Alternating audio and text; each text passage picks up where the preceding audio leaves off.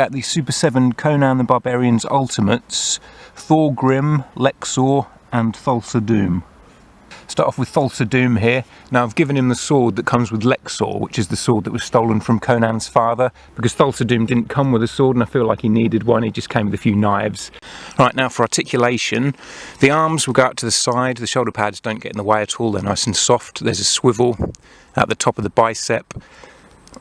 At the elbow there, it will move forward and backwards, the wrists swivel as well as pivot, and all this articulation is nice and smooth. The head obviously moves, but it is hindered by the hair and the helmet, so it just moves to the side a little bit there. There's the swivel at the waist, the ab crunch, legs go out to the side nicely, the skirt doesn't get in the way, knees bend, and then the ankles rock and move forward and backwards and side to sides. And the articulation is pretty much the same on all of them, so I'm not going to go over the articulation for all three unless there's something that specifically needs bringing up. Now for his weapons, he has this dagger, which I don't think he actually uses in the film. It was the exorcist who uses it. He throws it into a table when he's asking for Conan's help to rescue his daughter. But it's got the two snakes going down there and their tails make up the tip of the blade, and then there's more kind of snake detailing coming out the bottom. Got a nice little dagger. And as well as the smaller dagger, he's got a larger one which is almost the same detailing but bigger, and I don't recall him having these in the film, so I think they've just been included so he's got some more substantial weaponry to wield, because these ones would have been a bit big to fit on his belt and have gotten in the way. But they come in a nice kind of leather effect sheath there, which I'll show you in closer detail in a minute. And you can see the smaller blades there on his belt, and they don't hinder his articulation at all, fit on there quite well. But as I say, those larger ones would have gotten in the way, but these ones are a little bit small, and other than the knives, he doesn't really come with any other weapons, which is why I gave him Conan's father's sword that comes with Rexor. But there's some great detailing on the armour there, all the snake coils on the chest and the eyes. And really you can take in detail in the figures that you don't really notice in the film, because you only see him on screen quickly here and there and he's moving around. You don't get kind of close-up views to see all this detailing. How all of the armour has a kind of snakeskin effect. He's got these snakes on his gauntlets there. I love the snakehead shoulder pads as well. You can see on either side there. Really great detailing. It reminds me a lot of the detailing on the movie Master of the Universe figures that Super7 did as well. As we go down the body you can see more of that snakeskin design on the thighs there, and then his furry boots.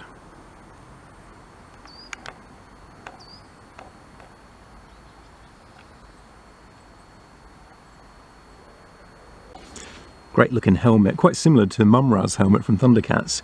But one thing I've noticed on a lot of these figures, and it actually doesn't show up quite so badly on mine as it does on quite a few others that I've seen, is that the nose guard isn't quite on straight, and that's the same with all of them, because the place where it attaches to the helmet just is quite a little bit off centre.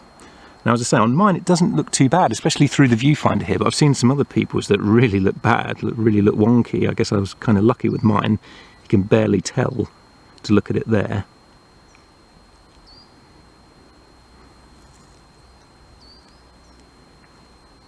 Then he's got this fur effect cape, which is very soft and rubbery, which is perfect, because I'm not a fan of soft goods, but at the same time I do like the capes to be a very soft plastic. It needs to be rubbery so it doesn't hinder articulation and you can sort of bend it back like that. So this is a perfect cape really. Got some nice fur detailing there. Because soft goods never look real, because it doesn't have the weight of actual real clothing, because it's so small. It never hangs naturally the way you can get sculpted plastic to look, so it always looks a bit sort of cheap and fake to me. And the way the cape holds on to him, it actually doesn't go around his neck, it literally just goes over his shoulders, and then when the head's on, that holds it down with his hair sculpt, which I thought was quite a clever way of having it on there and not looking ugly with a bit going across his neck there. And it holds on nicely. I mean, just because it hasn't got anything holding it on at the neck, it doesn't slide off or anything. The friction holds it on perfectly. And here are those two daggers in the leather effect sheaths. Some nice detailing on those. And here we have Thorgrim, and you can see that I've put his sword through his belt there because it doesn't have a sheath for the sword, which is kind of disappointing, because him and Rexor both had a sheath on their belt that their swords went in at the start of the film. So it would have been nice if there was just a little sheath that you could clip on and off of the belt if you wanted to put the swords in, rather than just having to put the swords through the belt like that. But I've got him holding his weapon here, and the reason I've done that already is because the hand grip is very small compared to how thick the end of the weapon is, and that's the same for all of these figures. Thorgrim and Rexor especially, their weapons are a lot thicker than their hands are open, so you have to heat those hands up. If I'd have come out here and tried to get the weapons in those hands, there's no way I'd have been able to. So I had to heat the hands up at home, put the weapons in, and then bring them out like this. Which is kind of a fault with the figures, really. I feel like they need to either make the figures with wider grip hands or make the ends of the weapons smaller. I know it might not be as accurate to the film if they've got a thinner handle at the end, but you need the weapons to actually fit in the figure's hands. So if there was just a smooth, thinner bit there, which might break the sculpt, but once you've got it in the figure's hand, that's going to cover it up anyway. Because I actually can't get this sword into his hand, and it doesn't help that it's cold out here, but because that sword handle is thicker than his hand is open, it just will not go in there, and I'm worried I'm going to break the sword with the effort I'm putting in. So it's once again, I'm going to need to warm that hand up at home over the radiator in some hot water to get the sword in there. But I'll show you this sword. It is quite a nice sword. It's quite flexible though. It's a lot bendier than the other swords that come with Rexor. Very soft plastic there. That's a nice looking sword.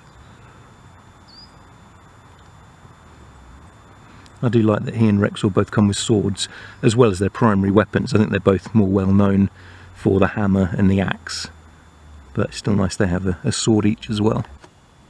Now, Thorgrim has the same articulation as Thulsa Doom, so I won't go over it too much. However, the ab crunch is a bit harder on this guy because of the sculpting detail there. It does get in the way a little bit, but it still moves. It's worse on Rexor, which I'll show you in a minute. You can barely move his ab crunch, but otherwise the articulation is all the same, nothing is hindered. One more detail I almost forgot to add is that, unlike all the other figures, he does have an articulation point at the bicep there. He's got the swivel further down his arm rather than where the shoulder meets the bicep, and because that swivel is further down his bicep, you can get a two-handed pose of him with the hammer, which you can't get with Rexor and his axe. So that's quite a nice extra bit of detail there, because it is cool that, you know, that's the kind of weapon that he needs to hold two-handed really. So I'm glad that we can do that with Thorgrim at least, if not with Rexor. Is he called Thorgrim because he comes with a hammer like Thor? I don't know. It's a cool hammer though. Really great wood effect on there, and then all the rivets going up. Like Thulsa Doom, he's got an awesome helmet design, so many intricate details here that you don't get to see in the movie. Imagine having to sculpt all of this. It's got kind of regular armour bits over his arm there, and then this leather effect outfit. Got a bit of snow on the back.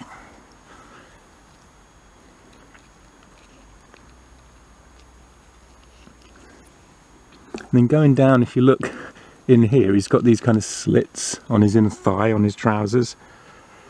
Should get a bit of a chill on you going nads wearing those out here. And then very Master of the Universe-esque furry boots. Now lastly here we've got Rexor, who I always want to call Lexor, because I think there's a character in Visionaries called Lexor, so I'm just familiar with that name. But this guy at home is a nightmare to try and stand up because his cape is so thick and heavy, and I'll show you it in a minute. But much like the others, I had to warm his hands up to get the weapons in. If I try and get them in naturally out here, it just won't work. And much like Thorgrim, I've had to put his sword through his belt there because he doesn't come with a sheath for it, sadly. But it's a nice sword. It's a lot harder than Thorgrim's, which was quite flexible and bendy. So yeah, it's pretty solid. I mean, it's still a bit of flex in it, but it's nowhere near as bendy as Thorgrim's was. It looks very similar to Thorgrim's, but it is actually a different sword design.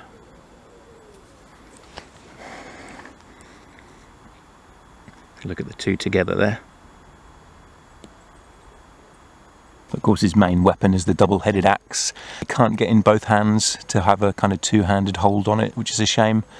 But it still looks pretty cool there. There's lots of nice detailing. Once again, I just wish they'd make the handle bit a little bit thinner. Just one little thin section for the hand to go round to make it easier to get those the weapons in and out of the hand there. But it's got some really nice paint detailing on, some kind of wash effect to the blades, the metal blades there. And then there's Rexor's armour, which looks awesome. It's got a lot of little rivets and things all over it, which look great, but I think that might be why his ab crunch is so hard, because when you get this guy in the package, he's kind of hunched over and you have to move his upper body backwards, but it is so hard. I had to heat it up over the radiator for a while, and I could only ratchet it back once. I couldn't get it to go back any further, and it felt like I was going to snap the figure in half. I was using so much force. So I'd say the ab crunch on this guy is almost unusable. And I've seen a lot of other people say the same thing, so it's not just mine. I think it is a widespread thing. Now, it doesn't bother me too much because I don't really use ab crunches very much, but sure, it might bother some people. Otherwise, his articulation is pretty much the same as the others. There's nothing that particularly gets in the way of that. But the cape, as well as being very heavy, which makes it hard to get him to balance, it's also really solid. I mean, it's not flexible like Thulsa Doom's, and I don't know why, because Thulsa Doom's cape was a fur one like this, but it was perfectly flexible, quite light. But this is so thick and heavy, it kind of gets in the way a bit, makes the figure a bit clumsy to handle, and it makes him very back heavy. It's okay out here, because the ground's uneven anyway. I can kind of position him in a way that he sort of leans back onto the cape. But on a flat surface at home, he just keeps falling backwards all the time. Once again, there's just so many fantastic details. Look at that helmet. The snake motif coming out of the top there. So many intricate details. It's really fantastic to look at these guys. He's got the furry He-Man boots again.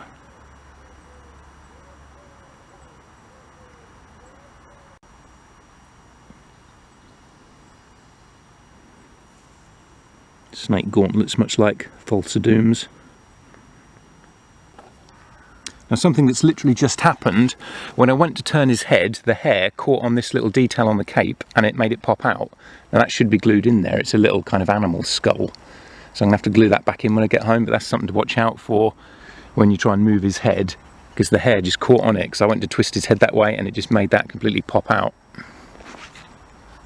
And then lastly, with Rexor, he comes with the sword of Conan's father's that was stolen from him, but I've given that to Thulsa Doom, so I felt like Thulsa Doom needed a sword because his little knives looked a bit pathetic compared to Rexor and Thorgrim's weapons, so giving him this huge sword. So it looks like an evil leader's sword. It's a bit big though. I'm pretty sure it wasn't that long in the film. I mean, it's pretty much as tall as the figures are, so I think it could have been a little bit shorter. It just looks a bit out of proportion with how big it is, but maybe it was that large in the film and it just didn't really show up. There's some great detailing on that as well, all this writing along the side there. And there's kind of a stag head motif at the hilt there as well. And now for a comparison, here they are with the comic book Conan design. Now this is because I didn't get the movie Conan that was released, because I don't really like him in that pit armour. He only wore it for about 3 seconds in the film, so it seemed like a weird first release for a Conan figure. But I guess it's because they want to try and sell as many variants as possible before getting to a more definitive movie Conan. But I'm going to hold out for that Conan the Destroyer that they originally revealed about 2 years ago and then disappeared. But just to give you an idea of how they look next to a regular kind of Master of the Universe Classics buck. Here they are with Conan, who must be pretty chilly. And here I've got them alongside the Conan the Adventurer cartoon series villains. Sculpt there. And if I move along, I've got Rathamon the other side here, who I'd actually love to see incorporated into this line, because we've got comic book Conan, we've got movie Conan figures. Nice to see the cartoon designs incorporated in as well. Because Rathamon and Sculpt are actually pretty cool designs. Rathamon and Thulsa Doom are both heavily based on Hothamon from the comics, even though the Thulsa Doom name was actually a skeletal villain who had a skull face a bit like Skeletor and a bit like Sculpt here. So you've got kind of weird amalgamations of all the villains. But I mean, Master of the Universe Classics incorporated vintage He-Man, She-Ra, New Adventures, 2000X cartoon, Filmation cartoon. So it'd be nice to see the same done with Conan, including those cartoon characters and designs. Now the heads do pop off, and they've got unhelmeted heads, but I'll show you those when I get home, because it's a bit too cold out here to be popping them on and off. The cold makes it a lot stiffer, and I don't want to risk breaking them, so I can warm them up a little bit when I'm at home, so the plastic's more pliable. But I do kind of wish the helmets were removable rather than them having alternate heads, but I guess that can be difficult when you're dealing with hard plastic hair rather than real hair, because, you know, real hair on your head will sort of press down when you put a helmet on, whereas on plastic sculpted hair it doesn't, so maybe that would have made the helmets look a bit too big and clumsy and not as good. But I can't help when I'm holding these figures, just want to slide those helmets off and be able to kind of look at the helmets individually, because they really do have fantastic helmet designs.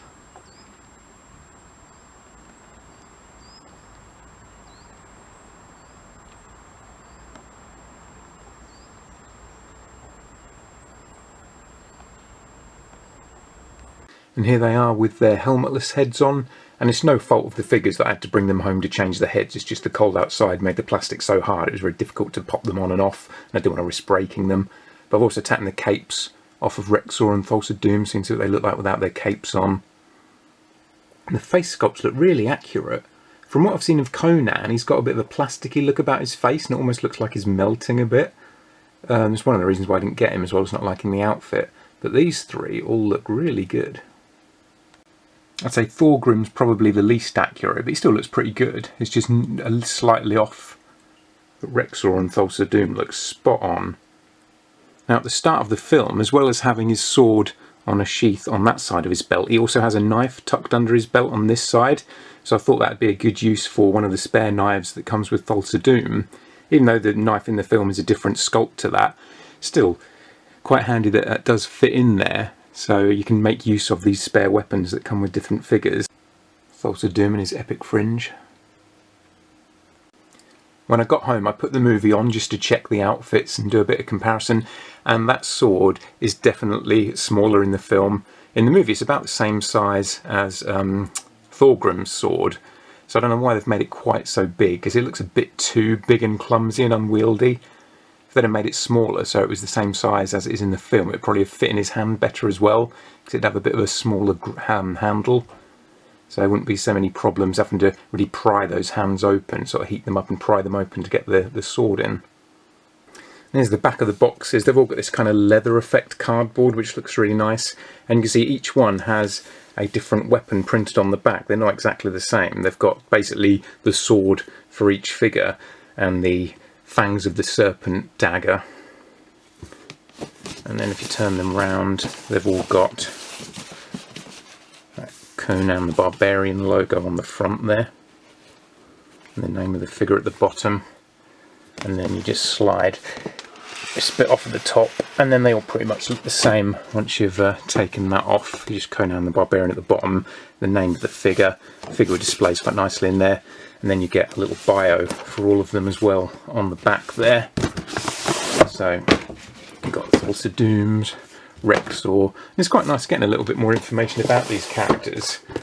You know, Rexor and Thorgrim, didn't really get too much characterisation in the film, other than just being lackeys of Thulsa Doom's.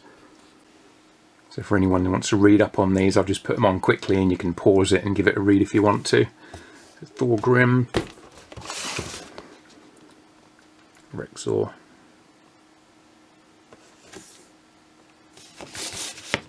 and Thulsa Doom.